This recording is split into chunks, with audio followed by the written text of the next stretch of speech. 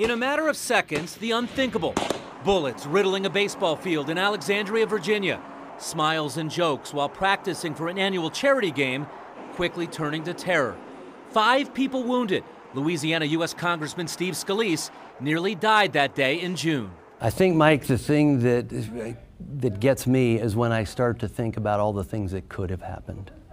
I think that's what's emotional. Because at the time, I never felt rattled. We did our thing. Everyone seemed to be doing their thing. We got through it. But later, when I started to think about how bad it really could have been, it really got me upset. One of our local congressmen, Brad Wenstrup, was Scalise's guardian angel that day. Wenstrup was a combat surgeon while serving in Iraq.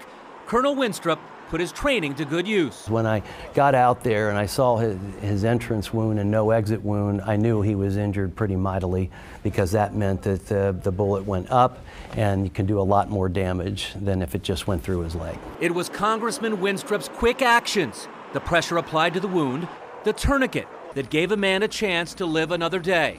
15 weeks and several surgeries later, the emotional reunion for the two men in front of a packed chamber last Thursday. Who would have thought that God would have put Brad out there on that field with me, because the tourniquet he applied, many will tell you, saved my life so that I could actually make it to the hospital in time with all the blood loss. So Brad, where are you at? It's the hug we could feel here in Cincinnati, a hug that galvanized many people around them, normally political enemies.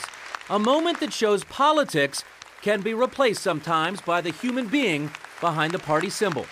When he got hurt, our colleague, Cedric Richmond from Louisiana, Democrat, went right over to the hospital. Now, he's the pitcher who beats us in the ball game all the time, although we won last year. There are some big hearts there, and there are people that do work together on a lot of things and care about each other. And I think back at what Paul Ryan said right after it happened. He goes, an attack on one of us is an attack on all of us. And I think we need to keep that in mind. Congressman Wenstrup telling me that luck really was on their side that day, or it could have been a whole lot worse. He says the maintenance man actually locked the third base side. Otherwise, that gunman would have gotten a whole lot closer. And the dugouts had 6 steps going down, so people were able to dive down inside and use them almost like a bunker.